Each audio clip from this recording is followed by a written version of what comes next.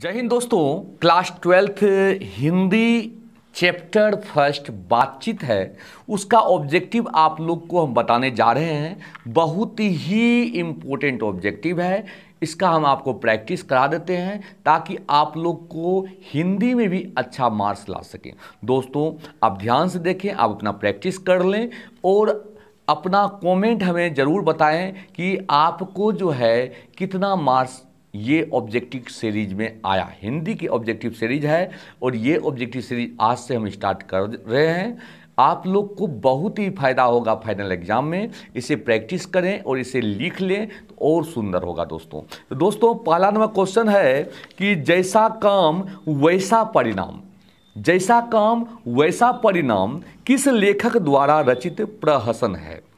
जैसा काम वैसा परिणाम किस लेखक द्वारा रचित प्रहसन है। दोस्तों पहला ऑप्शन है बालकृष्ण भट्ट और दूसरा ऑप्शन है जयप्रकाश नारायण। दोस्तों हम आपको दो ऑप्शन ही देते हैं ताकि आपको ज़्यादा से ज़्यादा समझ में आए, ठीक है, कोई परेशानी नहीं होगा। आपको मेमोरी में ये रखना कि इसका कौन सही आंसर होगा। तो जैसा काम वैसा परिणाम किस लेखक द्वारा रचित प्रहसन है, आप लोग सोचिए। बालकृष्ण भट्ट, जयप्रकाश नारायण। दोस्तों अगर आप लोग बालकृष्ण भट्ट सोचे हैं तो 100% सही सोचे हैं और आपको 1 मार्क्स मिल गया, ठीक है दोस्तों। क्वेश्चन नेक्स्ट देखिए दोस्तों, बालकृष्ण भट्ट का पिता का नाम था। दोस्तों ये भी क्वेश्चन बहुत ही इंपॉर्टेंट है और आपको चैप्टर वाइज हिंदी का हम ऑब्जेक्टिव करवा देते हैं, जिससे आपको बहुत सुपर, देखिए 50 नंबर का ऑब्जेक्टिव हिंदी में पूछता है और आपको अच्छा मार्क्स आ सके, इससे ध्यान से देखना है। तो बालकृष्ण भट्ट का पिता का नाम क्या था। तो बालकृष्ण भट्ट का पिता का नाम यहाँ पर ऑप्शन है बेनी प्रसाद भट्ट और देनी प्रसाद भट्ट। दोस्तों इसका सही आंसर जो है वो है बेनी प्रसाद भट्ट, 100% करेक्ट, ठीक है। आप लोग को याद होगा, बहुत ही अच्छा बात। क्वेश्चन नंबर 3 आते हैं दोस्तों, दमयंती स्वयंवर किस लेखक की रचना है। दमयंती स्वयंवर किस लेखक की रचना है। आपके पास ऑप्शन है चंद्रधर शर्मा गुलेरी, दूसरा ऑप्शन है बालकृष्ण भट्ट।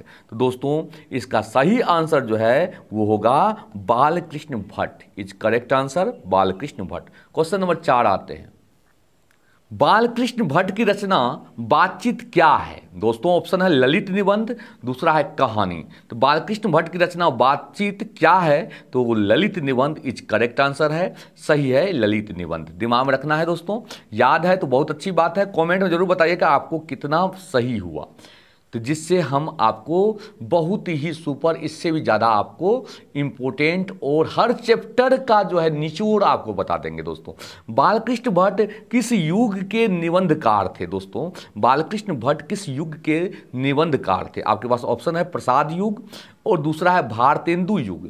दोस्तों इसका सही आंसर भारतेंदु युग है, जो कि 100% करेक्ट होगा, ठीक है। क्वेश्चन नंबर 6 आते हैं दोस्तों, मनुष्य के बातचीत का उत्तम तरीका क्या है। दोस्तों मनुष्य के बातचीत का उत्तम तरीका क्या है। पहला ऑप्शन है अवाक होकर अपने से बातचीत करना, दूसरा है तर्कपूर्ण बात करना। दोस्तों इसका सही आंसर है अवाक होकर अपने से बातचीत करना, ठीक है। क्वेश्चन नंबर 7 आते हैं, संवाद में सबसे महत्वपूर्ण क्या है। संवाद में सबसे महत्वपूर्ण क्या है। पहला ऑप्शन है आत्मीयता, दूसरा है तर्क। तो संवाद आप लोग पढ़े हैं, संवाद में सबसे महत्वपूर्ण जो है वो आत्मीयता है, आत्मीयता ये करेक्ट है, इसका सही आंसर ए होगा।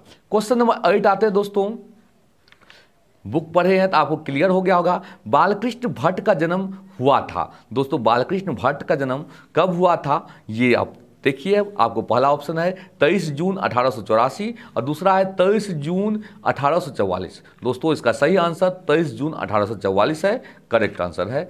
9 नंबर आते दोस्तों, संयोगिता स्वयंवर रचना है। संयोगिता स्वयंवर रचना है। पहला ऑप्शन है बालकृष्ण भट्ट, दूसरा ऑप्शन है श्रीनिवास दास। तो दोस्तों इसका सही आंसर जो है वह है बालकृष्ण भट्ट। संयोगिता जो है, संयोगिता स्वयंवर, वो रचना है बालकृष्ण भट्ट का। क्वेश्चन नंबर 10 आते हैं दोस्तों, कौन सी रचना बालकृष्ण भट्ट का नहीं है। देखिए बहुत ही सुंदर है, कौन सी रचना बालकृष्ण भट्ट का नहीं है। दोस्तों पहला ऑप्शन है 100 अजान एक सुजान, दूसरा नूतन ब्रह्मचारी, तीसरा सद्भाव का अभाव, चौथा है परीक्षा गुरु। तो इसका सही आंसर परीक्षा गुरु है, 100% सही आप लोग बोल रहे हैं। परीक्षा गुरु is correct answer. Question number 11 आते हैं। कौन सी रचना बालकृष्ण भट्ट की है? दोस्तों कौन सी रचना बालकृष्ण भट्ट की है? आपके पास दो ऑप्शन है, रेल का विकट खेल, दूसरा है कछुआ धर्म। तो दोस्तों इसका सही आंसर है रेल का विकट खेल। ठीक है, क्वेश्चन नंबर 12 आते दोस्तों। बालकृष्ण भट्ट ने कौन सा मासिक पत्र निकाला था? बालकृष्ण भट्ट ने कौन सा मासिक पत्र निकाला था? इसका सही आंसर है हिंदी प्रदीप। हिंदी प्रदीप मासिक पत्र बालकृष्ण भट्ट ने निकाले थे। क्वेश्चन नंबर 13 आते दोस्तों। बातचीत किस विधा की रचना है? बातचीत किस विधा की रचना है? इसका सही आंसर है दोस्तों निबंध। बातचीत जो है वो निबंध है। क्वेश्चन नंबर 14 आते दोस्तों। रॉबिन्सन कसो ने 16 वर्ष के उपरांत किसके मुख से एक बात सुनी थी? रॉबिन्सन कसो ने 16 वर्ष के उपरांत किसके मुख से एक बात सुनी? दोस्तों उसका सही आंसर है फ्राइडे के मुंह से सुना था। ठीक है, इसका सही आंसर फ्राइडे हुआ। ठीक है, 15 नंबर।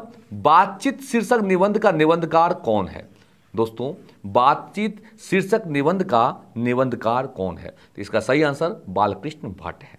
ठीक है दोस्तों, तो हमें कमेंट में बताइएगा कि आपका 15 ऑब्जेक्टिव जो बातचीत चैप्टर से लिया गया था, बातचीत जो है आपको बालकृष्ण भट्ट के जो द्वारा लिखा गया है निबंध, इससे जो लिया गया है आपका कितना सही हुआ हमें कमेंट में ज़रूर बताइएगा, और कैसा लगा वो भी बताइएगा, ताकि हम आपको सभी चैप्टर का आपको ऑब्जेक्टिव प्रदान कर सकें। ठीक है दोस्तों, जय हिंद।